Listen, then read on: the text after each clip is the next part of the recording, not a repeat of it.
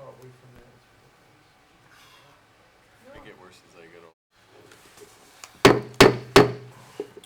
Good evening, board members and residents. I'd like to call to order our regular board meeting for Monday, June 22nd, 2015. Will everyone please rise for the Pledge of Allegiance? I pledge allegiance to the flag of the United States of America and to the republic for which it stands, one nation under God, indivisible, with liberty and justice for all. Mr. Witt, will you please take the roll call? Yes, Mr. Battanti? Here. Mr. Brado? Here. Mr. Capro? Here. Mr. Tominello is asked to be excused. Mr. York? Here. Mr. Witt? Here. Mr. Verkest? Here, thank you. Next on our agenda is the approval of the consent agenda, including approval of the regular board meeting minutes of June 8, 2015, approval of the bills in the amount of $563,242.42, approval of the May 2015 revenue and expenditure report, approval of the SVS contract to continue the employee and firefighter vision care coverage for a 2-year period effective January 1st, 2015 through December 31st, 2016, and approval to purchase additional MTUs and meter registers to complete the fixed reading network system in the amount of $408,930. Is there a motion? Make a motion to approve the consent agenda. All right, is there support? Support. All right, we have a motion by Mr. York with support by Mr. Capro to approve the consent agenda. Discussion, board members? Hearing none and seeing no public comment, all those in favor signify by saying aye. Aye. Those opposed? Motion carries. Thank you. Next is our approval of the regular agenda. I didn't hear any proposed changes, so if not, I'd be looking for a motion to approve the agenda as published. So moved. Motion by Mr. York, is there support? Support. Support by Mr. Battanti. Discussion, board members? Hearing none and seeing no public comment, all those in favor signify by saying aye. Aye. Those opposed? Motion carries. Thank you. Next on the agenda is announcements. Board members and residents, we've been contacted by DTE Energy and notified that they will be starting their tree trimming and maintenance program in the week. This program will run through the end of July, and it will help reduce power outages and safety concerns within our township. Trimming work will be done by a professional tree trimming company, a contractor of DTE's, and crews will remove all branches, limbs, and other debris created by this work. I'm also proud to say that the median gardens at Metro Parkway and Crocker are completed. At least the work in planting them is completed. We are out on a daily basis watering them per the landscaper's recommendations. And they have a little bit of growing to do to fill in, which may take a couple of seasons, but so far I think they look excellent. Also, giving the board an update, back at our April 23rd, 2012 meeting, we had approved a couple of things. One was to accept the donation of playscape equipment from the Selfridge Air National Guard Base. Congresswoman Miller and her office helped to arrange that donation of equipment. The equipment was removed in the summer of 2012. It had been stored in our water and sewer storage building. We had anticipated an expense, and the board approved. The motion was actually to accept the equipment and authorize up to $23,000 for moving the equipment and installing it at township parks through a competitive bid process. We had to be reviewed by the 3 full-time officials. We had received 3 bids at the time. Buckman Brothers was the low bidder. They were working with another contractor. I think it may have been B&H. I'm going by memory here, but either way, they had quoted $37.50 to remove the equipment. They completed that work, and the equipment's been stored. They've invoiced and been paid for that portion of work. Unfortunately, when the equipment was removed, some of it was removed by the contractor that was on site to do some of the demolition work at the building, as well as install some new equipment. And they did not remove all of the pipes from the ground. In some cases, they just cut them off and dug them up. So some of the pipes that go into the ground to form the foundation are cut off at grade level and have to be extended through just basically welding them on. And Mr. Buckman said that he can perform that work, but there is a little bit additional labor that's involved. At this point, he doesn't anticipate that it would exceed the amount that's approved, and no other contractor had submitted a bid for less than, really for the $23,000 that the board had approved. So, kind of just an update to the board. We had approached the Huron Point Homeowners Association. Mr. Tominello was a representative from that homeowners group. We also approached the Venice Shores Homeowners Association. Venice Shores was not interested in the installation of the equipment, but Huron Point homeowners did agree to an installation at Awney Park. We also took a look at Emmerich Park, which is at Emmerich and Prentice. I asked the planner to prepare some sort of a concept of where he thought it would be best to place the equipment to utilize the existing space. So we've given that plan to Mr. Buckman. We've given him directions on, you know, what equipment to install. So it's his hope that within the next approximately 1 month, he'll have that equipment installed. Roughly half of it at Awney Park and half of it at Emmerich Park. So, but I wanted to give an update to the board, and I didn't know if there were any other questions regarding that, or Does that include, is he gonna restain or reseal the equipment? Is it wood? It's equipment or metal. It's metal. It's okay. metal.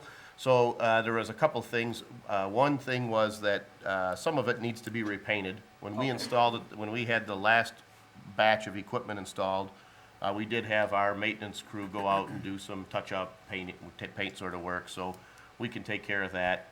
There's also one smaller piece of equipment, and we said if it's necessary to pirate some of the hardware or tubing off of there instead of going out to buy additional material, it's not a real big piece of equipment. And I'd said if we need to replace chains for the swings, things like that, we can take care of that sort of stuff. But really, there's two big steps. One is the placement and assembly and installation, anchoring it in place. And then the second part is there's a need to surround it with a border. There's a material for it. It's what we used the last time. It's a 12-inch plastic border. It's kind of a sort of an erector set style, interlocking equipment. We'll backfill dirt up to it, and then the inside of that 12-inch border will be filled with an engineered wood chip product that's compressive. It's designed for playscape equipment, so it meets the standards, the federal and state safety standards for playground equipment. So 12 inches of material gives enough compaction to hopefully avoid any injuries. So, and then I believe there were some repairs that needed to be done to one of the pieces of equipment at Waterfront Park. And in an interest of just conserving the material, some of the hardware that was, bolts and fasteners that were used to remove this second round of equipment were set aside. When they needed to do a repair, they used some of that hardware, so there might be a need to purchase some additional bolts, fasteners, things like that. So, any other announcements? I have a slight recap on the Parks and Rec Fishing Derby. Okay. We had a real nice day. We had about 40 people, 40 kids that were fishing. We had a couple of notable catches. One was Ryan Wambach caught a 27-inch pike, and Mark Sinkowski Jr. caught a 24-inch sheephead, which is pretty nice when you're standing on the shore. Yeah. I'd like to thank all the Parks and Rec members that helped out, Mark Sinkowski, Mark Nowinski, and a special thanks to Dick Going, who's our fishing guru, comes out and helps us with the event, and Bill Batanti for coming out and cooking the hot dogs and helping feed everybody. And also my wife, who does quite a bit of work in getting everything together for me, and also I'd like to thank Andrew for his help in getting all our information out. So, thanks a lot. Okay. And also the schools were kind enough to help us promote that event, so thanks to Lance Cruz Public Schools. And that's correct. Yeah, good, good. All right, then the next item on our agenda is item B, our 2014 audit report by Stewart, Bouvet, and Whipple. We have our auditor, Paul Bailey, here, and so we'll turn things over to you, Paul. Okay, well, thank you. Where's Bailey on that? What's that? It says Stuart Bouvet and Whipple, and then we say Paul Bailey. Where's Bailey after Whipple? It's coming, no. No, we don't want to change the letterhead, so, There you go. anyway, I think everybody got a copy of their audit report in their packet electronically, and then I set on in each of your places a hard copy of the 2014 financial audit. What we'll do tonight is just briefly go through it.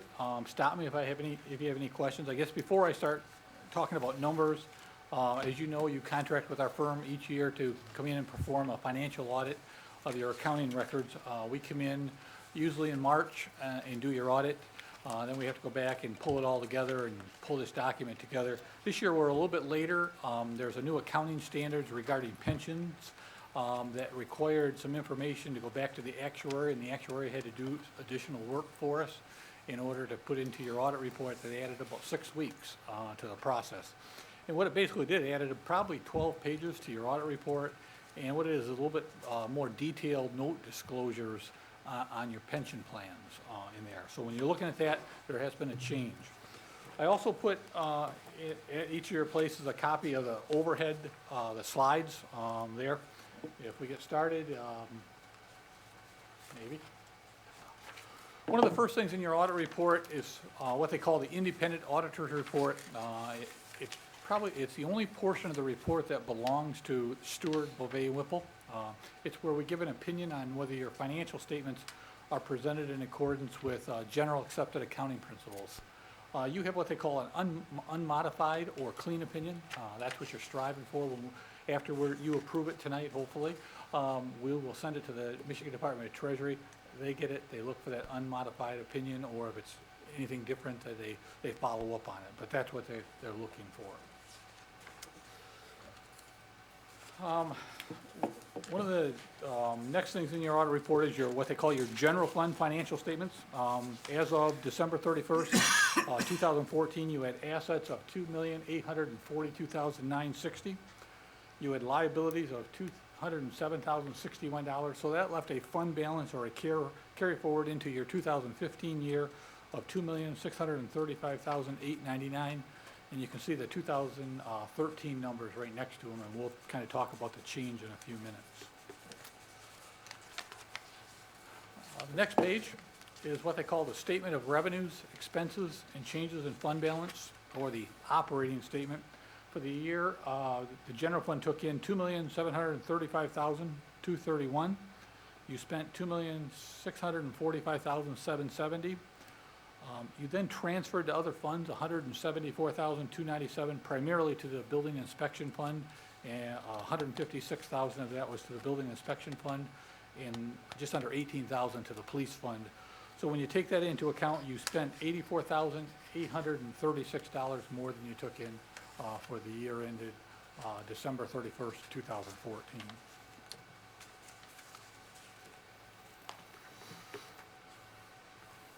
We always give you some pie graphs. I noticed for some reason when they went to print, there is a typo on here. It says category name. That should say taxes on the left hand. The 2014 chart should say taxes. This is the general fund revenues by function.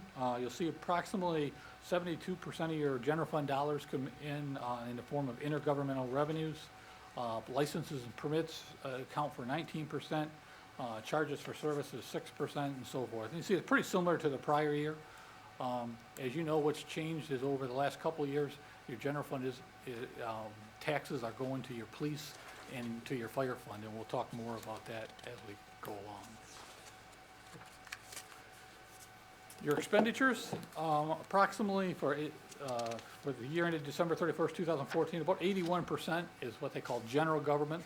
We're going to break that down a little bit more because anytime you say general government, everybody wonders, oh, this is just kind of a general pot. And I always caution, when you're comparing different municipalities, a lot of municipalities, the police and fire department are part of the general fund. In your case, you have a separate fund for your police and fire department. So they may say public safety in a lot of communities amount to 50-60% of their general fund expenditures. You have that same type of expenditure, you just have a separate fund for it because you have a earmarked millage for it there. And that's why there's 84%. And you can see that was up from around 78% the year before. The general government is made up of a number of different things. You can see the grounds, hall and equipment about 10%, ordinance 3%, admin about 18%, your township board 2%, supervisor, you can go right around, and they're pretty similar from year to year. And that's a breakdown of that general government category. The different departments or different classifications are designated by the Michigan Department of Treasury. Harrison Township don't come up with them. The Michigan Department of Treasury publishes a chart of accounts that you've adopted, and you classify different expenditures based on how they want them classified. They'd like all municipalities to be comparable in reporting. Unfortunately, that doesn't, always happen. Again, as I said, you had total fund balance as of December 31st, 2014 of $2,635,899, the right-hand column. There's actually 3 different classifications. There's a portion that's called non-spendable, and you would this year had to advance some money to your debt service funds to do a project, and then you'll get reimbursed. But because you can't spend it again in the short term, it's shown as non-spendable in the short term. You then have a category called committed/assigned. You had $105,532 committed for capital improvements/debt retirement, and then you had $118,400 committed for your 2015 budget. You had budgeted to use $118,400 in your 2015 budget there. That left your unassigned category at $2,258,766 for the year ended December 31st. The next slide is a bar graph of your total fund balance. And you see there's been a slight decrease for the last 4 years, but you still have a very healthy fund balance, nothing to worry about. Again, your general fund's in good financial condition.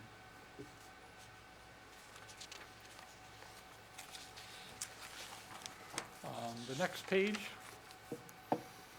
as you're aware, there's a number of other funds that are used to account for various operations of the township. What we've listed here are what they call special revenue funds. The first one there is your fire fund. The fire fund had revenues of $4,971,667. You spent $5,561,763. So basically $590,096 expenditures in excess of revenues for the year. The police had revenues of $1,391,982. You had expenditures of $1,410,221. You transferred in that $17,831 from the general fund. So when you took that into account, it was $408 to the negative. Your grant fund took in $90,222. You spent $110,326. So you used up $20,104 of fund balance. Your Parks and Rec just took in $2,751. You spent $441, so your revenues over expenditures of $2,310. Your Building Inspection Fund, you had revenues of $421,737. Had expenditures of $578,203. You had to transfer in $156,466 to balance their budget from the general fund. The library took in this year $33,508. You had expenditures of $29,297 for an excess of revenues over expenditures of $42,11. You also have a debt service fund used to pay for debt. Had revenues of $221,255, expenditures of $446,779. So you spent $225,524 more than you took in, and we'll talk more about that. Your building and site fund, capital projects funds just had expenditures of $59,989. And then you have something called your special assessment revolving fund, had revenues of $5,493 and no expenses. The fund balance in each of those funds as of the end of the year, your fire fund was left with only $56,000 $457. As I indicated, just this year, expenditures exceeded revenues by almost 600,000. So, you know, we got to watch that closely. I know you've got a committee looking at that, but it is an area, probably the only area of the township that is in financial difficulty there. Your police did not have any fund balance carry forward. Your grant fund had $7,874. Your parks had $18,412. The building inspection had 0 fund balance. The library had a fund balance of $116,242. Your debt service fund had fund balance of $396,777. Your capital projects fund, building and site fund had $4,982, and the special assessment revolving fund had $41,321 of fund balance as of December 31st. In addition to what they call what we just went through are what they call the governmental funds. You have what they call enterprise funds or proprietary funds. These funds operate similar to a business, and probably the first column is the one that's of most interest, or the first 2 columns. That's your water and sewer fund. You'll see your operating revenues was $6,811,707. Your operating expenses, excluding depreciation of the water and sewer lines, was $659,540. So before depreciation, you were $252,167 to the good. When you take depreciation into account of $900,000, you actually had an operating loss of $648,493 there. You then transfer $835,345 over to your capital replacement fund. So your water and sewer fund actually had a net, what they call loss, of $1,414,000. But again, you just moved $835,000 sideways. If you add that back, again, you would have been $537,572 in the hole. And then if you add depreciation back, your bottom line for your water and sewer fund, if you funded about $363,000 of depreciation. So you funded a little over a third of your depreciation. A few years ago, you were funding almost 100% of it, but you know, with all your new debt in your water fund, it's becoming more and more difficult. But you covered more than your operating cost in your water and sewer fund. The column that says Macomb-Oakland interface, that's the debt service, all the interceptors that Oakland and Macomb County are doing for you. And it's kind of a holding account. They sell a bond issue, they do the project. You have to record your share of the debt on your financial statement. That's a mechanism to get it over there. I wouldn't worry about that column. And then your refuge fund, they took in $1,322,542. You spent $1,310,588, so you were positive $11,954 for the year. The next slide, maybe. It's something what we call working capital. Everybody, if you're looking at your audited financial statements, the equity is real large because your enterprise funds record the value of the water and sewer lines in the fund themselves. But you can't spend those. So they say, well, if we were looking at like a fund balance, how much would we have? And if you kind of look halfway down the page, it says working capital as of December 31st, 2014, your water fund would have about $3,265,325. Your capital replacement would have $2,423,109. The interceptor fund would have $23,666, and the refuge fund would have $54,288. So that's really the money that's available in your water and sewer fund for capital projects and for operations.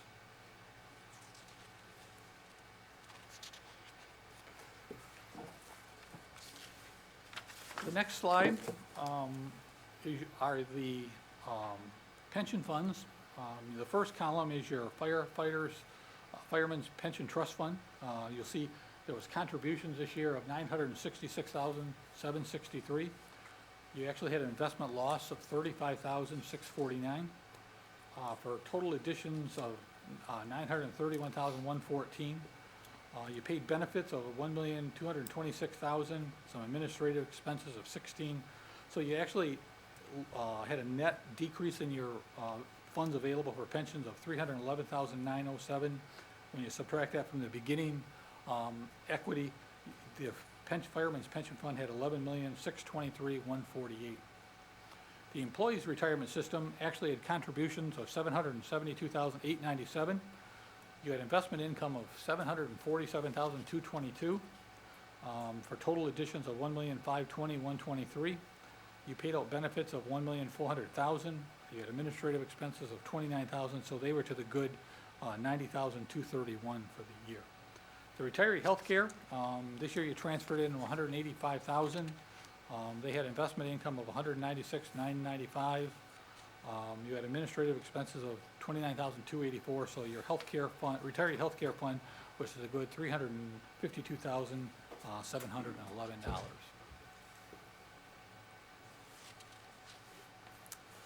The final pie graph that we have there is we take all the funds together and say, where did you spend your dollars? And remarkably, it stays very consistent from year to year. 40% of your dollars, the largest piece goes for public safety. It's exactly the same in 2014 as it was 2013. Water and sewer is about 36% of the township's overall budget. Refuge accounts for about 7%. General government's about 12%. There, and you can see there's only, I think, 1% that changed between 2013 and 2014. Very consistent on a year-to-year basis.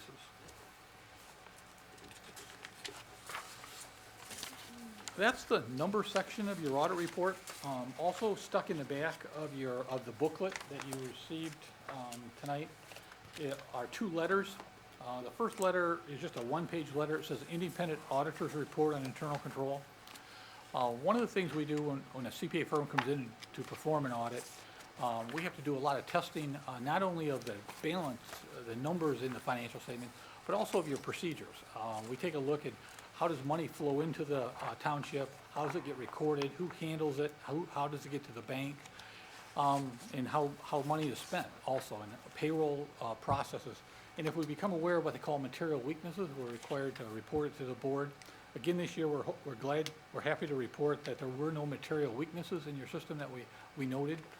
You have a lot of checks and balances. Your checks are signed by 3 different individuals, which is very strong controls. We commend you on that. The second letter there is what they call the audit communication letter. It kind of just goes over a few things that I went over tonight, explaining to you if we had any difficulties during the audit. We did not have any difficulties performing your audit. Your staff, we usually start scheduling your staff, your audit somewhere in November or December each year when we're going to come in to do the audit. We come in as planned. Like I say, we're a little bit later this year just because we were waiting for that updated pension information there. And this letter just explains, that we didn't have any difficulties and so forth. There's also on the back a couple things that we taught. When we get done the audit, we come back to the township with a draft financial statement. And we sat down with the supervisor, clerk, and normally the treasurer. I don't think the treasurer was there this year. Darren, was you there at the meeting? For the draft meeting this year? Yeah, Darren, Oh, was he? yeah, he Yeah, got was there. it last week? Yeah. Yep. Yeah, I Two was weeks ago. there. Okay, I'm sorry. Absolutely. I was drawing a blank. I'm sorry. When we get done the audit, we come up with a draft of your financial statement. And, tonight we're going to spend, 15, 20 minutes going through your audit report. We spend a couple, 3 hours going page by page through your audit report, talking about it. And there's a couple things on the back of this letter that we just talked to that group of individuals about, things that they might want to consider, and they're attached to the back of that report. But they're not what we call material weaknesses or anything like that. I'd be happy to answer anything about the number section, the recommendations, or the comments, or anything about the audit process.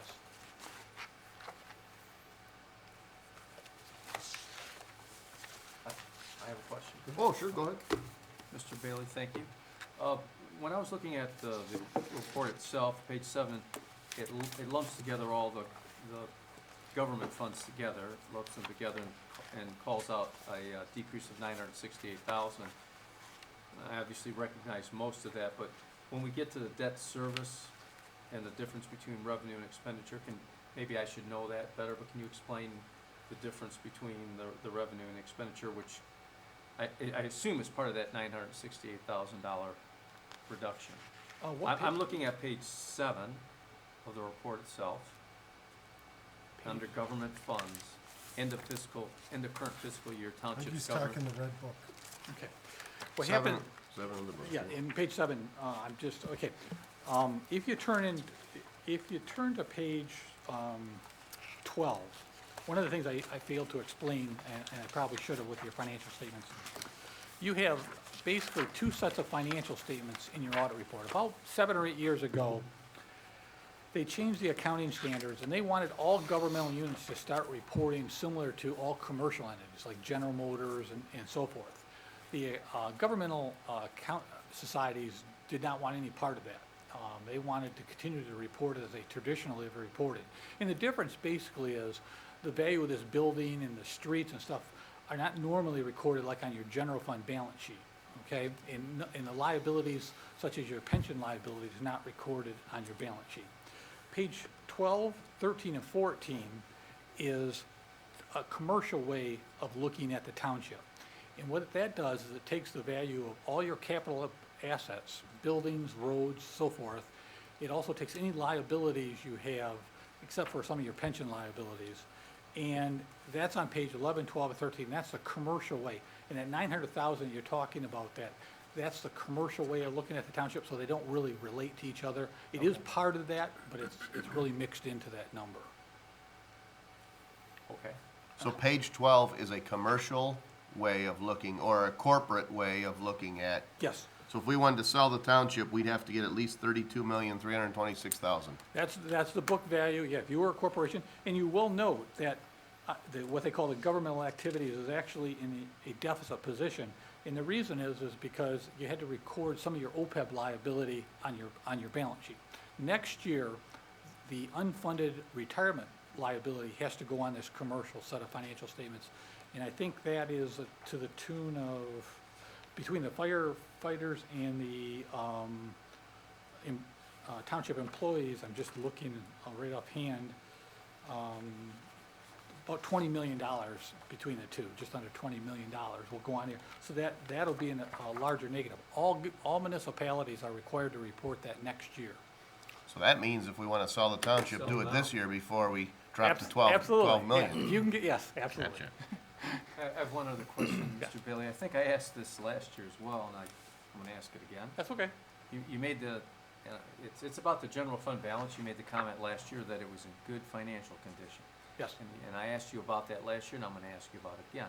Okay. Can you explain what you mean by that and what reference we can take that in? Yeah. How do I, as a trustee, I like that, that's good. Okay. I'm glad to hear that. I wanna know how you arrived at that conclusion. Probably the most common question I get is how much fund balance should a general fund have? And I kind of answer that with another question. I could go around the room and ask everybody how much they would want in their personal savings accounts, and I probably, as many people as there are in this room, I'd get that many different answers. course. Some people are very happy to live on a day-to-day basis. Other people would want a year or 2 years in their savings accounts in case they get, laid off or something health-wise that can't work. So really, you got to really take a look at what you're going to do. Are you going to, construct new buildings? Are you going to buy any new buildings? Do you got to do roads, so forth? But my comment where you're in good financial condition, again, you had $2.6 million fund balance as of December 31st. Your total expenditures for the year is about $2.6 million. So you have really a year's operations in your fund balance, which is very good. Some of the nice things with that is if you want to do a project, you've got money available to do it. Second of all, if, something happens with state shared revenue or something, you've got a little bit of time to react before you've got to, make immediate decisions of what you've got to do there. So that's why I say, because as a percentage of your expenditures, it's fairly high. And so, thank you. And so I guess that when you do that, you say that as well in comparison to other communities that you audit. Yes. Thanks. Any other questions or comments about the audit? Well, on the opposite side of that, the fire fund is dreadfully low, Of course. No No Why not? disagreement there, John. positive in the night. I mean, we dangerously low. All right. Any other questions for Mr. Bailey? I do have one, which probably doesn't pertain to the audit, but I'm gonna ask him since we're sitting here. On that gas for the pension system, Yes. we were in the pension meeting, Ken and I, and does the pension board pay for that, or is that an expense to the general fund? Each municipality handles that differently. It's a Well, let me ask you this, can the pension fund pay for that? I believe they can. All right. You're talking about the additional reporting that took 6 weeks Right, remember we longer. were having that debate on that extra $5,000, I believe it was, to do that extra reporting to the actuary, not to Right. you, Right. but to the actuary, because they had to do all this extra. But there's extra cost for us too. Oh, well, you didn't send us a bill, so, It's in the mail. yeah. So we were having a debate on whether the pension fund should be paying for that or the general fund, and normally we have our pension fund expenses pay, the actuary and things that are attributed to the pension fund, and, general fund Yes. pays for their stuff. And it would seem to me that if a completely parallel township to Harrison Township had everything exactly the same as us, but they'd never offered a defined benefit program, we would not have a pension system, and therefore we would have no reporting to do on the pension. So if we said, we're gonna match whatever you put in for us up to a certain amount, and we've always had that in place, Right. that parallel community would not have spent that money. So the only reason why your additional charge and the actuary bill came was because of the pension system, Absolutely. right? So it would No, seem I to me that didn't- it would we be didn't- justified that it could be a pension system cost. We didn't even make that argument. No, but I mean, right, without it, it wouldn't, there'd be a blank page there, We right? could have saved a half-hour discussion. Yeah. All right, Make a motion to receive and file the auditor's report. all right, we've got a motion by Mr. Witt to receive and file the auditor's 2014 report. Is there support? Support. All right, we've got a motion and support to receive and file. I'm not sure if there's any public comment on the audit. Doesn't appear there's any public comment. Hearing no board comment. Just one thing, I wanted to say thank you to Mr. Spencer, Lucy Iudo, and Kathy Fernbach in the accounting department, and also the treasurer's office. They do a ton of work in making sure Paul can get his work done. And they work a lot of hours, and solely on this in addition to their day-to-day work. It really takes a lot of time. Those additional 6 weeks were additional 6 weeks that they were also doing audit stuff too. So I just want to say thank you to them. Particularly to Cindy and Angie Yeah. as well. In my office, auditors are always, Plus, we were Asking, training a asking. new auditor too. So. She had 20 years though. New to us. All right, good. Any other comments? Hearing none, we have a motion by Mr. Witt with support by Mr. Brado to receive and file the 2014 audit report by Stewart, Bouvet, and Whipple. All those in favor signify by saying aye. Aye. Those opposed, motion carries. Well, thanks to everybody, and thank you to you, Mr. Bailey. Thank you. It's a pleasure to work with you. we'll see you in a year. Well, 8 months, right? Next on our agenda, item C from the clerk's office regarding the Freedom of Information Act policy. Mr. Witt? Yes, thank you. The state legislature and the governor passed a new public act in the end of 2014, actually on their final day of lame duck, new FOIA requirements that requires a public body to adopt specific written procedures and guidelines for FOIA requests beyond what we already had in place. Not much changes in the way we actually process it, but it's a lot more. It requires some written procedures, some written forms, some written guidelines for how we do that work. Mainly a published set of the FOIA guidelines needs to go up on the website, be available to people.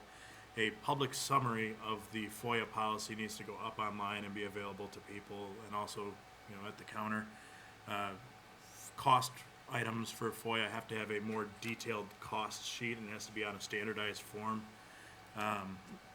So, in going through some meetings with the State Clerks Association, we're trying to figure out how every community was going to handle this. Fortunately, the Michigan Townships Association provided to their member communities a sample policy and a sample summary policy and cost estimate that we can adopt. I provided it to our township attorney to review. I felt it was sufficient and met the standard of the law. Couple other changes that are in there is right now if we have labor costs associated with the copying or retrieving of documents, we can only charge a flat hourly rate as like $1. Somebody makes $20 an hour. They're the lowest paid individual that can do it. We can only charge $20 an hour. Under this act, under the new act, we can add up to 50% of those additional charge for the individual to cover their fringe benefits, to reflect a accurate cost of that individual doing the work. It's a not to exceed 50%, even if our fringe benefit package might get up and over that. I don't think it does, but it might be right around there. Also, individuals can now request that the document be provided to them on a non-paper medium. Even if we have it on a paper medium, they can request it on a DVD, a thumb drive. They can either provide that, or we would have to provide that for them and charge them the cost of a CD.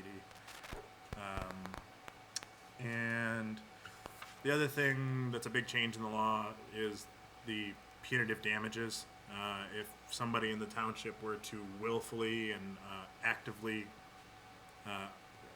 violate the act, they would be personally liable for civil fines. So up to $7,500. So want to make sure we get everything done on the timeline and get things done properly. The act, because the way it's set up is to charge for everything. What we were talking about and we had talked about in the staff meeting as part of that is you can't charge for anything that takes somebody less than 15 minutes of time. You can charge for the paper, but you can't charge for somebody's time. So as long as if it takes you 12 minutes to find something, copy it and give it to somebody, you can't charge for your time, but you can charge for, the 2 cents for the sheet of paper. Charging somebody 2 cents for a sheet of paper costs us more than the sheet of paper, because the individual that does the work would have to fill out the cost itemization form. It would then go to the clerk's office. The clerk's office would double check, then invoice the person, write them a receipt. That receipt would go to the treasurer's department. They would have to take in the 2 cents. They would then have to book that 2 cents in there in the accounting department. And by the time we've collected 2 cents, we've cost the township $100. So part of my recommendations would be that any item of copying under $5 and under 15 minutes in time wouldn't be billed to an individual. It would make some of those records that somebody comes in, like, hey, I just want a copy of a permit at the house I'm looking for. It makes it available and easier for people to get to that information. So that would be my recommendation, to adopt the policy as it's presented, including that item as far as charging. So moved. All right, we've got a motion by Mr. York. Is there support? Support. Support by Mr. Brado. And just for clarification, it's a motion to adopt the Freedom of Information Act policy as presented, effective July 1st, 2015, as well as, if you could restate that policy. $5, 15 minutes. Under $5 and under 15 minutes would be no charge. Gotcha. Okay. All right, discussion, board members? Just curious, Mr. With the $5. I mean, is that, how often does this occur? And even, it doesn't even, what you described wouldn't seem like it'd be worth going through for $25. But I'm just wondering, is this something that occurs frequently enough to increase that limit to something that do you see what I'm saying? It's just, We get a lot of stuff that's like $2 worth of charges and that kind. I mean, that's really $5 isn't Okay. like. If it's over that, usually we're getting into charging somebody's time, Okay. Whether it's for sorting documents or something like that. It wasn't an arbitrary number. It was sort of, we tried to pick something where a lot of the quick stuff would Falls fall underneath it, that. Understood. and some of the other Okay. stuff that's a little more time intensive would be over that. So if we don't charge, then we don't have to go through this itemization of charges. Of course. So you just copy it. We and would send still fill out the forms and, you know, file it as a FOIA request, but there would be no fees. And I was just asking if that limit should be raised, if that was a practical, it sounds like that's a good cutoff point, so. Yeah, and we can reevaluate if we see something different, but. Yeah, this is being a new policy, it could be that, that 5 is too low, or it's too high, you know, so, or we need to say, with the exception of this circumstance, or whatever, but time will tell, I think. Great. All right, any other discussion? Hearing none and seeing no public comment, all those in favor signify by saying aye. Aye. Aye. Those opposed? Motion carries. Thank you, Thank you. Board. Next on the agenda is item D1 regarding approval of educational expenses for Mr. Andrew Dimchik. Board members, Andrew is the deputy supervisor. He is working on his Masters of Public Administration currently at Oakland University. Per a previously approved policy, the benefits that the 3 full-time elected officials and their deputies receive are based on the GELC contract, the supervisory contract. We're not members of that bargaining unit. We don't have, you know, every stated right. Certainly don't vote on that, but our health care and other types of benefits are based on that package of benefits. One of the benefits that's listed in this packet is that, and I'll read that section. Upon the request of the employer may reimburse the employee for tuition expended for university or community college courses and fields where the employer anticipates some benefit to be derived from the additional education. A C or better in each class will be required for reimbursement. In the event the employee voluntarily terminates his employment with the township within 24 months after having been reimbursed by the township for such educational expenses, he or she shall be obligated to return to the township 50% of all such payments made to the employee. So we looked at this policy, and actually, Mr. Demchik approached me on this, and initially when he wrote it up, he'd said, well, I'd like to ask for reimbursement. And he wrote up the whole thing, and he had an inclusion of what the costs were, and I said, well, you've got to ask for some level of reimbursement. So I want to make sure that this board and anyone who may have seen this agenda understands that as much as we appreciate Mr. Dimchik's service and really the service of every employee in the township, to the point where we wish we were in a position to be able to reimburse a $25,000 expense. It's not a measure of that. It's not a measure of his performance as an employee or, you know, any of the employees in the township. It's simply a cost that we can't bear to manage. So we had some discussion and tried to find some baseline for saying what is a reasonable or fair charge. So one angle or perspective on what's an appropriate, first and foremost, we have to determine is it an appropriate, is there some benefit to the township? And we could discuss that at length, but certainly the courses, if you take a look at the course list, a lot of courses that deal with issues relative to the sort of things that we do. So there's a course list of required courses. Public budgeting and finance, human resources management for the public sector, local government management. These are some of the courses. Law and public policy, law and administration, state perspectives, administrative ethics. There's probably another 24 courses, but this is the kind of issues, community planning and zoning. So certainly the education, while it benefits the employee, certainly the things that Mr. Demchik is learning and doing this benefit the township while he's employed with the township.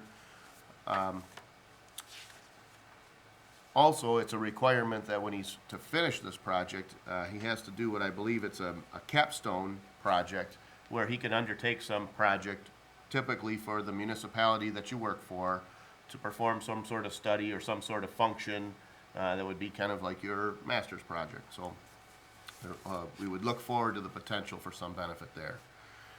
We also looked at what some of the other deputies in the township have available. So for example, within the clerks, different associations, there are courses that you can take. I can't tell you the specific name. Same thing on the treasurer's side, where you can learn specific courses and testing to get certain designations and certain education specific to the clerk or the treasurer's office. There really isn't something like that or parallel in the supervisor's office, but we discussed that expense can be somewhere in the neighborhood of about $800 a year for some of those classes to attend or to take those courses. We also reached out to some of our neighboring communities to see if they have a similar type of a reimbursement type schedule. I believe we found that Clinton Township offers reimbursement of up to $3,000 per year for reimbursement for courses that you take.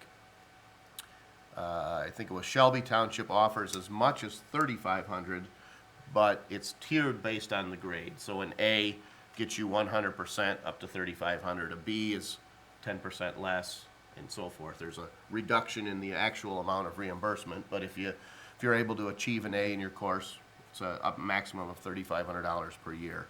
But we also found that Macomb Township had a policy that offered this to their employees, and 8 years ago they struck it and no longer offer such a reimbursement. I believe a reasonable sum to offer when we consider what maybe some of our neighbors have and what we offer to some of the other deputies would be $1,000 reimbursement. It's worth noting Mr. Demchek is, spending $25,000 of his own money to better himself.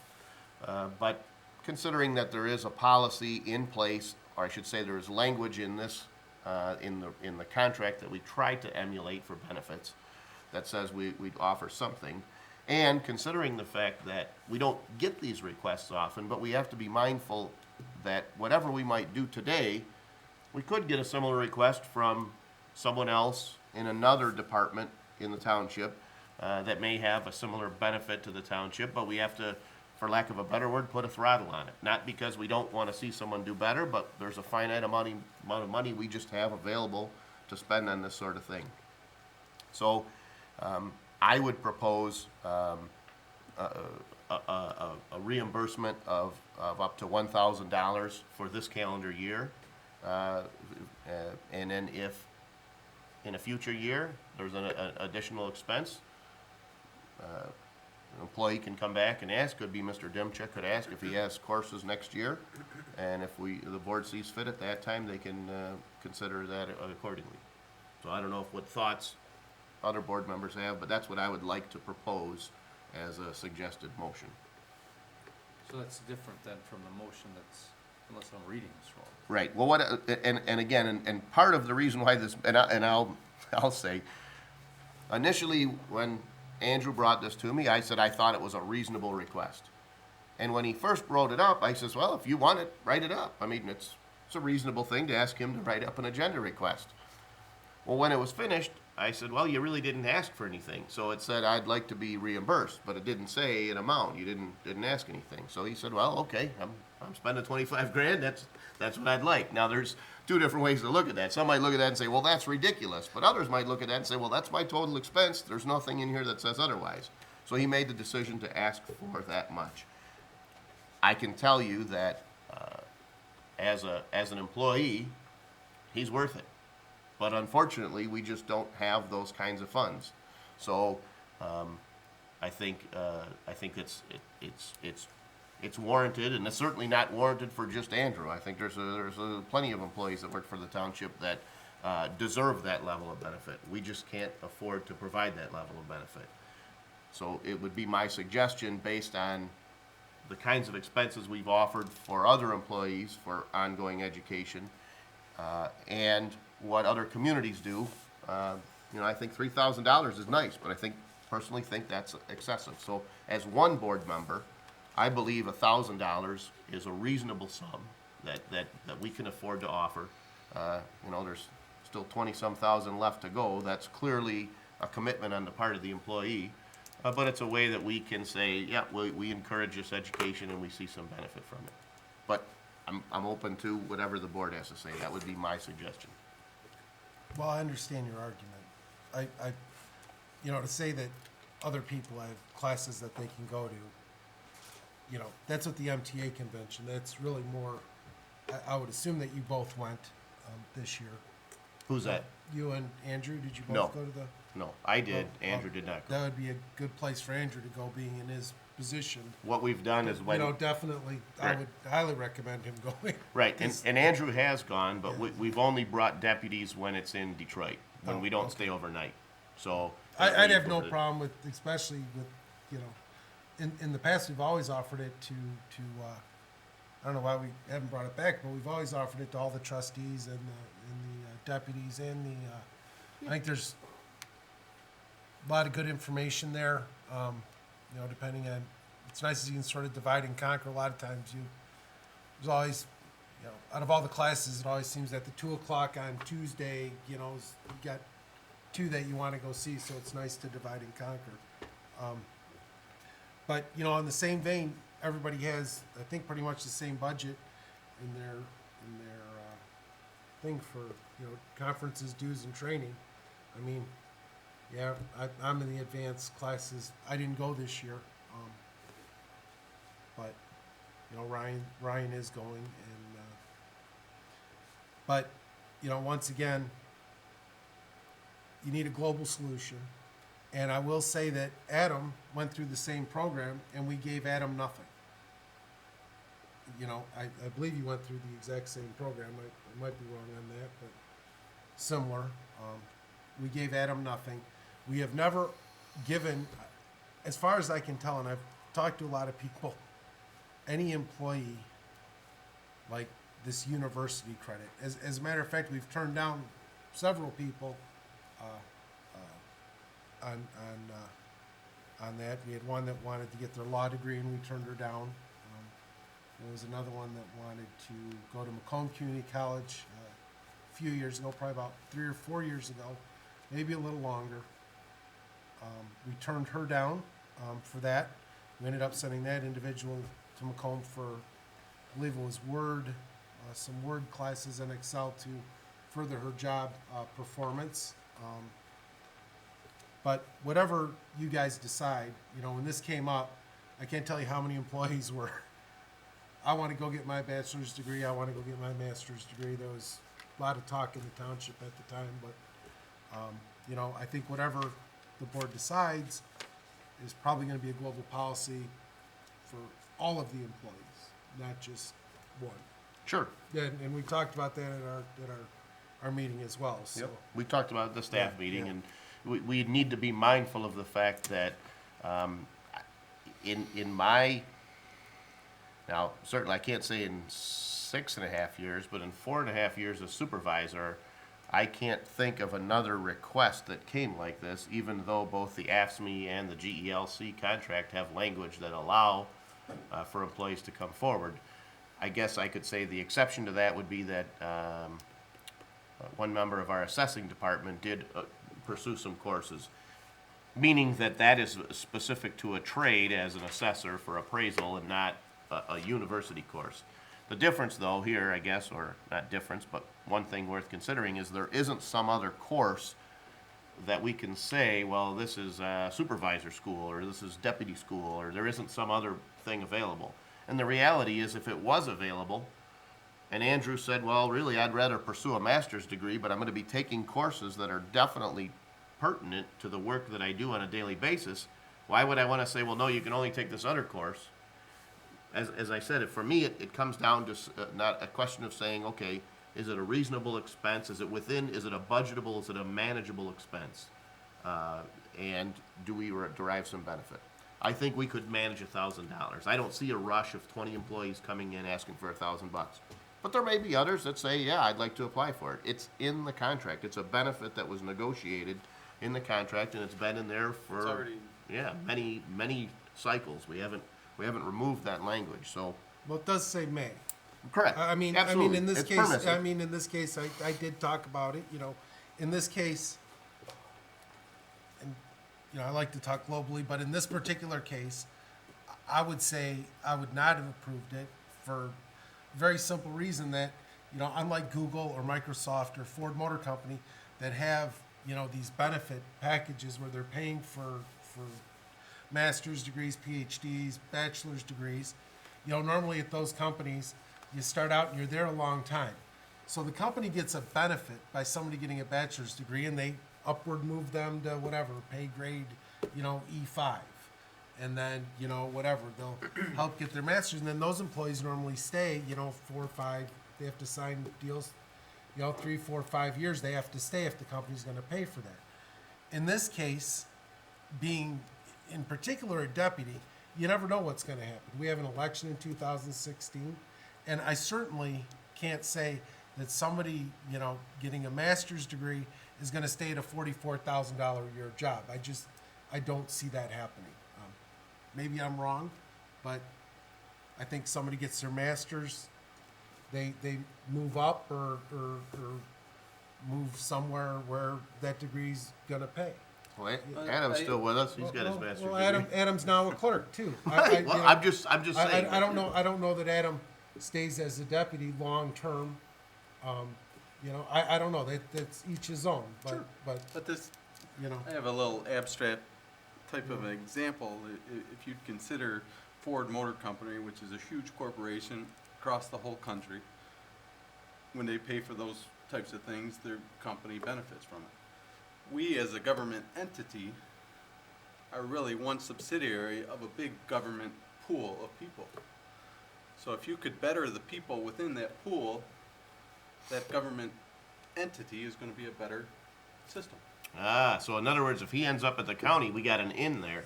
Well, not necessarily an in, but a better person, I'm correct? Right, I More understand. valuable employee I at the understood the county. More logic. valuable person to all of us. Right. I think that first of all, I think it's something that we should consider.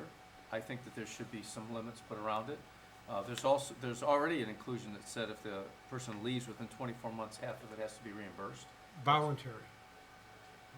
Yeah, that's what the, See, that's the rub. Yep. Well, let me, in the event that an employee voluntarily terminates, Right, they it's not- leave. It's not voluntary to reimburse, it's a voluntary term.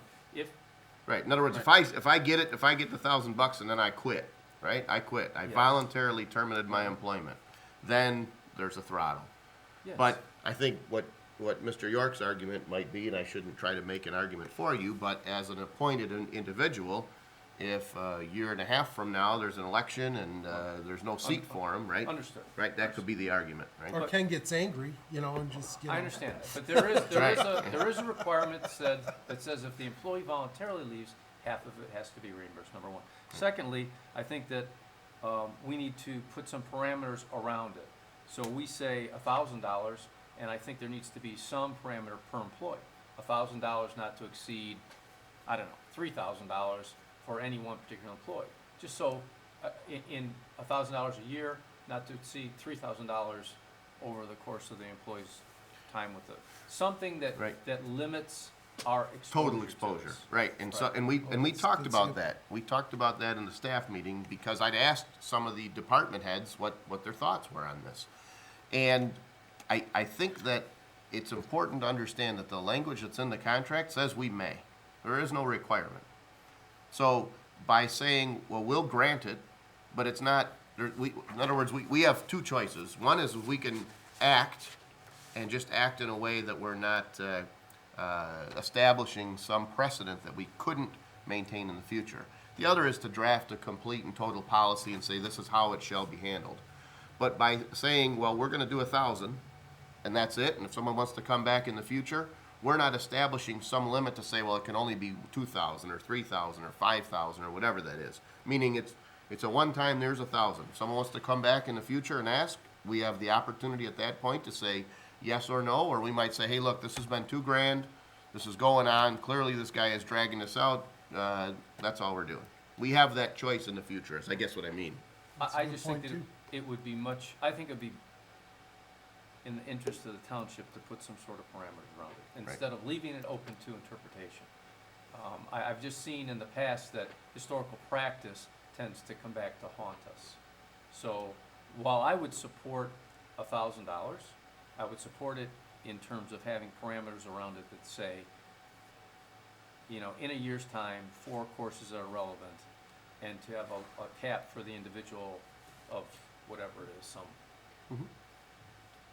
It's never a good idea to stifle an employee's desire to better themselves through education, whether it's government or private sector. Yeah, I could certainly Should always say, encourage that. right, in the automotive industry, I'd worked for several suppliers that would offer education in this form, be it at a community college where they'd reimburse you for your credits, or maybe specialized to say maybe a particular training in a CAD software program, and I'd taken advantage of that at different companies. So again, they usually had some sort of throttle saying if you leave, within a time period, you've got to pay it back. But with the exception of that, this is not unique. Clearly, it's not unique to local municipalities. We know that from some of our neighbors. And it's not unique to the private sector.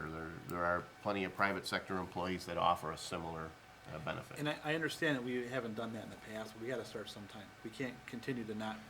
Well, we haven't done it not because reimburse employees. I'm saying I can't think of a request that's come before me in 6.5 years.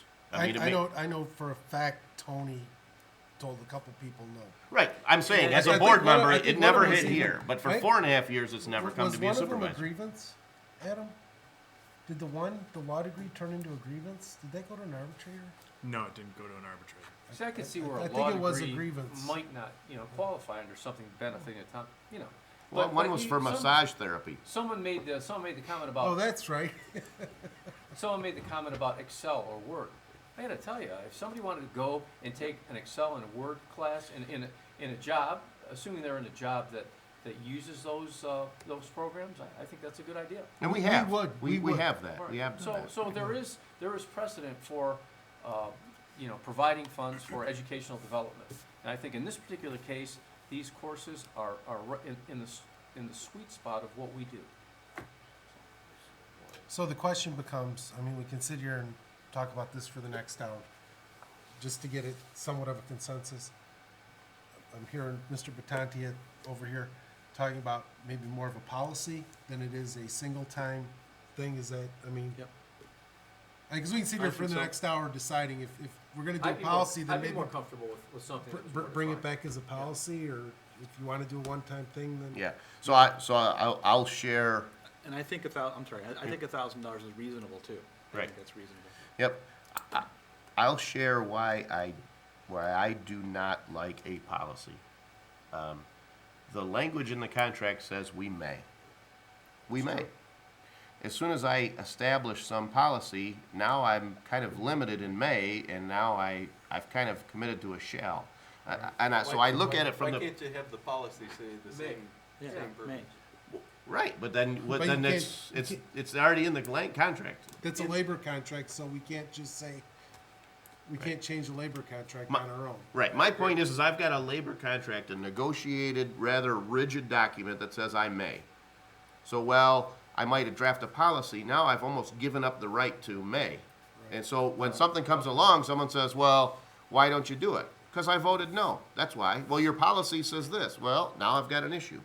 So that would be the reason why I might be, and I'm not trying to convince you, but that's the reason why when we talked about it, because we talked about a lifetime amount, or how do you decide it, or, what if a person happened to be in one department and, a dozen years ago, they took courses in one particular thing, and they've taken a promotion to another department, and now clearly there'd be benefit to them taking another course. And we said, well, we wrote a policy that won't allow this person to take a course. That's the reason why.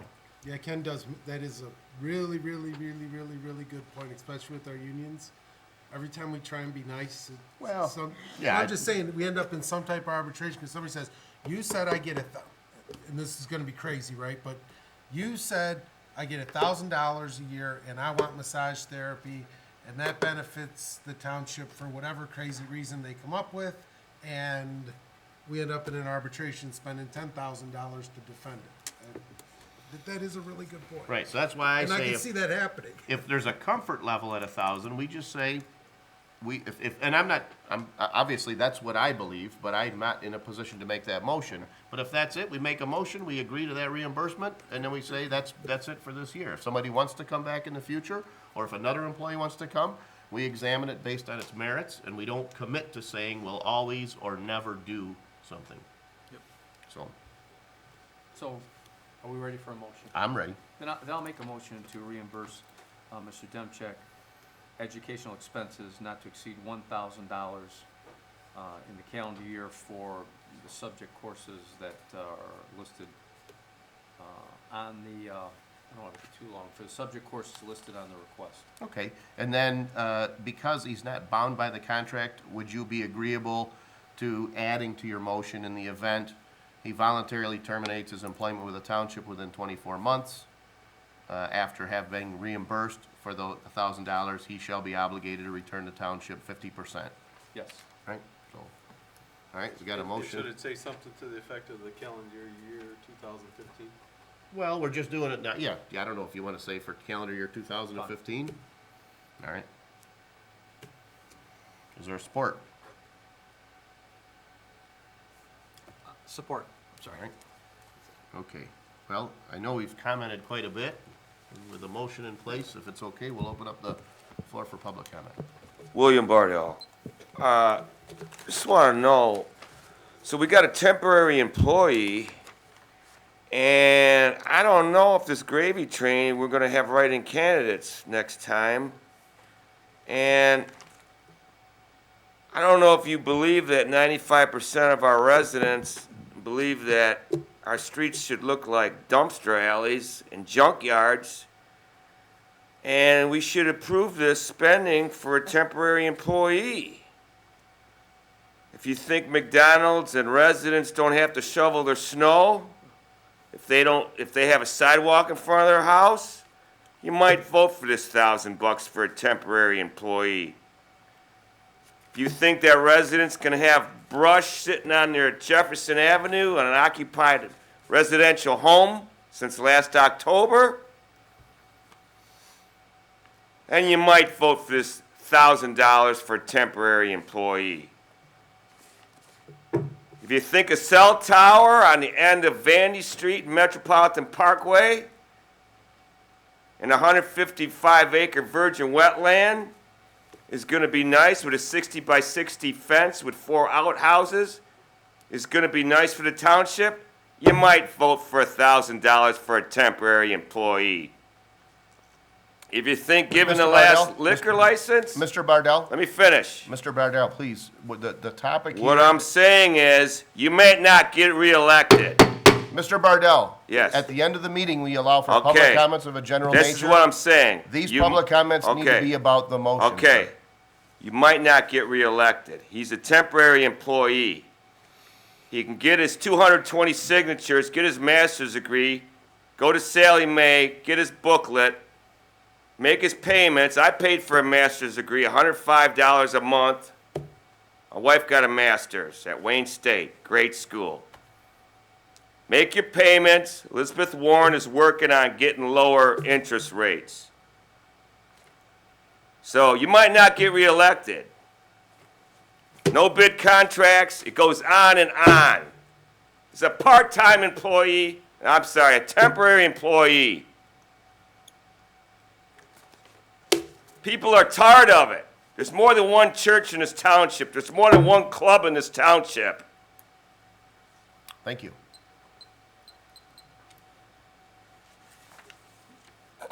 Jim Senstock, 31698 San Juan. Listen to the motion, and the motion is to give $1,000 for educational expenses. There's no mention of grades that's in the policy. There's none of that stuff. I mean, if you want to give them $1,000, you guys are infinitely capable of doing it. You've wasted money throughout the whole of your terms for the most part, and this is just a further extension of it. But the problem is, he's not an employee per se. He's an appointee. There's a difference. He doesn't have any seniority for governmental work. There is nowhere for him to go if, in fact, Mr. Verkest is not there to put him on, to keep him there. It was stated you could fire him tomorrow. He's an appointee. What benefit do we as the township gain from an appointee getting a higher education? He's gonna leave. He ain't gonna stick around for $45,000. Mr. York indicated there's already money in your budgets, including the supervisor's budget, by the way, for classes that are sponsored or pertinent to what is being done at the township. They're generally done by the Michigan Townships Association. I questioned what benefits you guys ever got the other day, never got an answer out of it. There's one of your benefits, you get these classes. Why isn't he using those? The other deputies are, why not him? No, he wants to go get a master's, and a master's is a nice thing. I have one. They're great. But you know what? When I got mine, they basically told me you got to get it before you can move up anymore. And there was places for me to move. There is nothing in the township for him to be able to move to. So if you guys are spending $1,000, it's because you want to feel like you're good guys. He's a member of your club. He goes to your same church. Whatever it is, he's friends of so-and-so. Whatever it is, if you do that, you're screwing the rest of the township. You're screwing the rest of the residents. $1,000 or $20,000 or $25,000. You're screwing the residents, and we're getting sick and tired of it. Mr. Bardell might have said it a little crudely, but I'm going to tell you, you guys are really skating out on thin ice when you keep spending money the way you're doing. It's all coming back. It's all coming back to haunt you. Every single penny you have spent carelessly because it wasn't your money is going to be brought up to the residents. It's going to be on a sheet. It'll probably take at least 4 or 5 sheets to get through everything you guys screwed up. So don't vote for this. Start straightening out your act, because 2016 is coming real quick. Thank you. Thank you. Seeing no other public comment, we'll close the floor for public comment and move back to board comment. Resident asked about grades. Just within the board packet, and I guess the reason why I didn't offer a friendly amendment, Doesn't look like we're gonna have to worry about that. yeah, Mr. Demchuk has already spent, gosh, I think it was over $7,500 or somewhere in there. $76.47 just in tuition in pursuit of this degree. He's currently carrying a 3.6. So I believe he's made an investment both in his time and in performance, as to a reason why I didn't make that an issue for this motion. He is an appointee, but so are the other deputies, and they do, or they have taken courses, not through the MTA, but the Clerks and Treasurers Associations do have courses that are available, and they're specific to that position. But being that, as someone mentioned, they're appointed employees or not permanent, temporary, whatever it is that you might want to say, we've done that same thing for the other deputies that, you know, or some of the other deputies.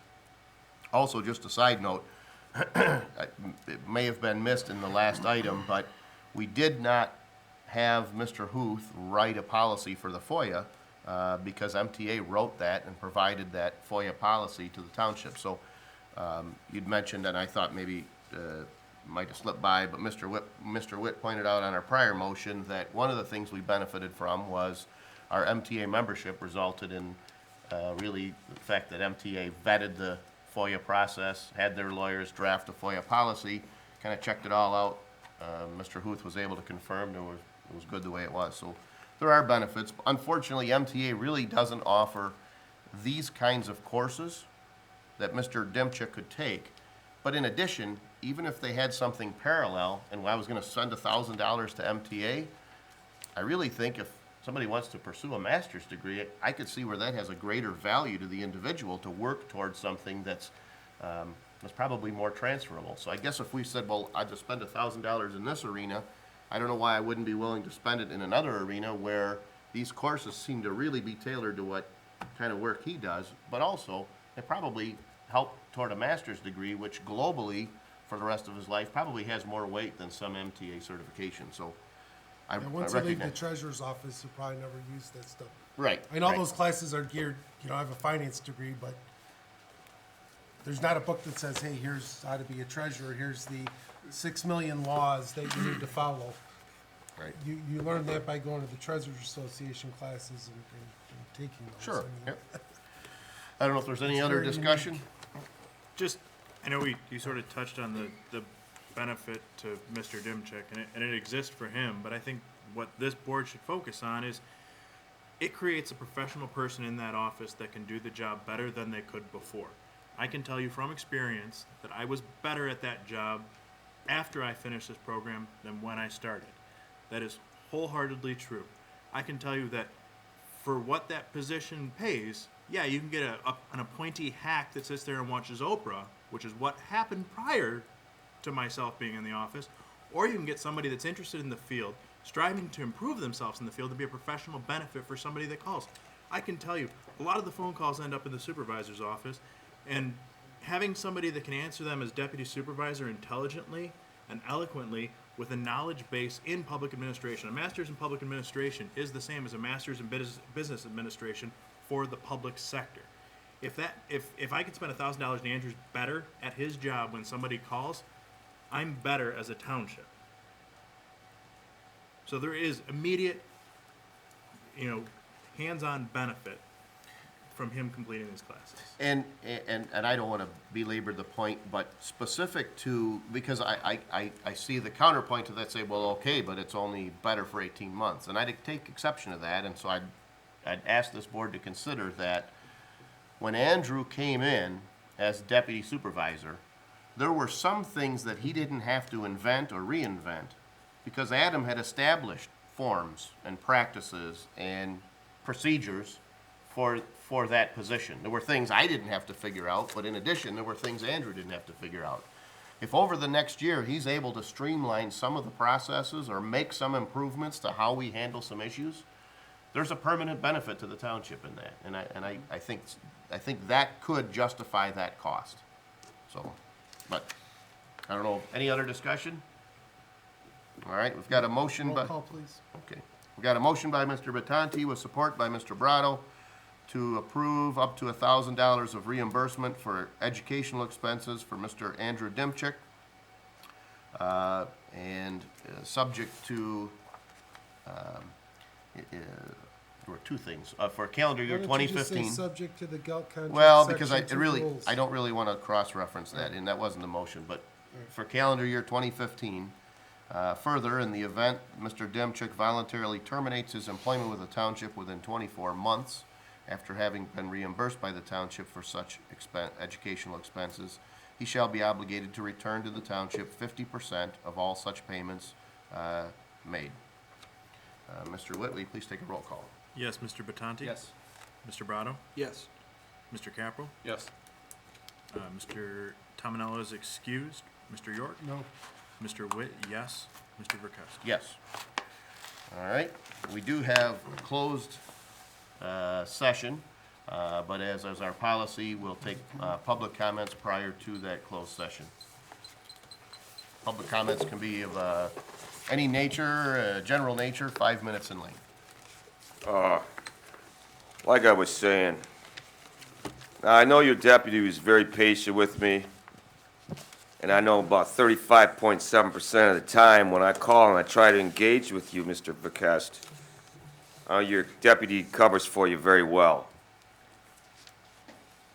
I'm trying to engage with you on very different issues of the township, and you have a responsibility to these residents of this township to protect our resale value. You got an ordinance officer that tells you in a nice way, basically to blank myself, in a nice way. Your deputy covers you very good. We got issues. You got no bid contracts. You gave the last liquor license to a private club. And again, there's more than one church in this township. There's more than one club in this township. People are getting tired of it. The other thing I want to say is, with this so-called litigation coming up, you don't have to comment on that. Just want to let you know that you need to stand behind your planning commission. This situation with this outdoor media was tabled at least 8 times. And if you know what an SLU is, that's a special land use. So don't back down on this guy from out of town coming in here, pretending he's a homeboy. Local small business mom and pop thing. There's a reason why it's called an SLU, special land use. And look at the criteria for that. This guy just wants to get his deposit back. There's no way he can even get his deposit back. It's been tabled at least 8 times. So stand behind your planning commission and return my phone calls. Your deputy is very polite. He covers for you very well. When he gets his master's, he ain't gonna get 80%. He's out of here. He's gonna get his signatures and he's gonna run for supervisor at another place. He's gone. He ain't sticking around here for 80%. He's gone. Thank you. Thank you.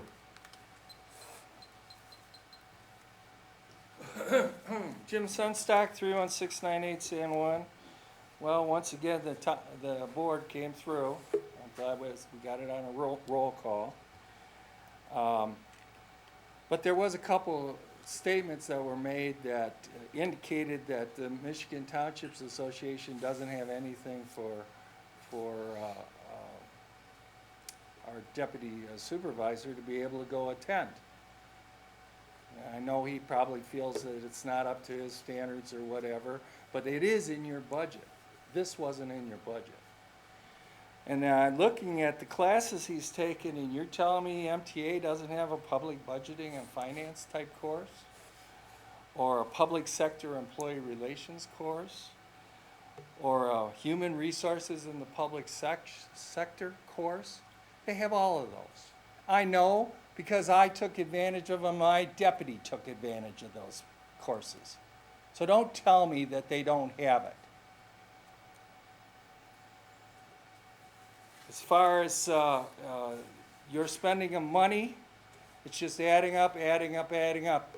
Well, the auditor said that you guys had a nice fund balance. I expect you'll spend over the next year even more. What the hell? We got it, we'll use it. We'll see how you're going to handle the fire department, though, because you ain't got it there. You ain't got it there, and I think your intent is that you think you're going to get a tax increase. Everybody should know in the audience that while I asked to be placed on the Township Fire Department Committee and was completely denied, I have attended the 2 meetings so far. And I'll tell you what, the first thing that was said in the first meeting was, oh, well, we really need a tax increase. That's the only thing we can do. I could quote the gentleman, I could tell you the guy's name, but I won't. But there was a couple others that also said that. This whole thing is intended to make cover for a tax increase probably coming in March. This board is the most irresponsible board we've ever had up here as far as spending money for friends, relatives, and acquaintances. The most irresponsible, with one exception. And everybody knows who that exception is, so I don't have to say his name. But the rest of you guys are terrible. One last thing, you will be talking about pending litigation on the 2020 Outdoor Media LLC, whatever that 2020 means. I suggest that we're going to be watching just exactly how that's handled. The township better be protecting the planning commission, they better be upholding the planning commission, because as Mr. Bartel said, it was a special land use. And when a special land use is done, there are so many reasons in there that could turn down any project, that if you don't defend your planning commission, you guys are gonna have a problem, even more so than you're gonna have already. But I wanna urge, and I'm letting everybody in the audience know, that we should be watching, because I suspect that this particular sign owner is one of the friends and families and acquaintances of somebody on this board. So let's see how it's handled when it gets into court. Thank you. Thank you.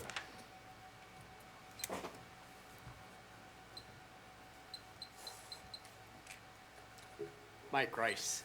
I received in the mail a postcard and a couple of green bags for recycling for shoes and clothing and things of this nature. It never ceases to amaze me that a company as big and as greedy as Waste Management, and that's who Rizzo is Waste Management Corporation. And the reason they could bid so responsibly was that they own the incinerator in Detroit. They bought it when Detroit was in a distressed position.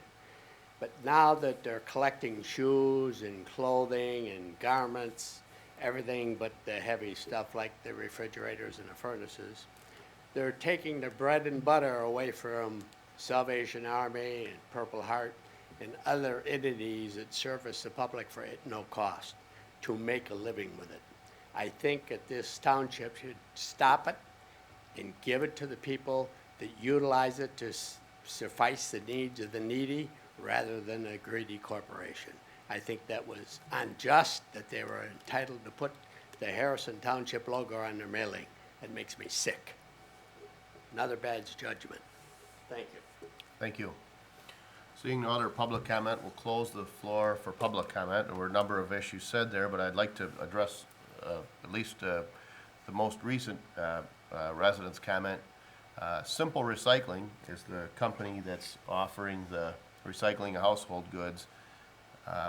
I'm not aware of any affiliation that they have with Waste Management or Rizzo Services. That's a separate relationship that we entered into. And when we did that, we did discuss what impact that might have on charitable organizations that already offer such a service. What we found as a suggestion from other communities that utilize Simple Recycling was that we can do the best that we can to promote the use of charitable groups. So not everybody utilizes a Purple Heart or Disabled American Veterans or any of the other organizations that offer curbside pickup.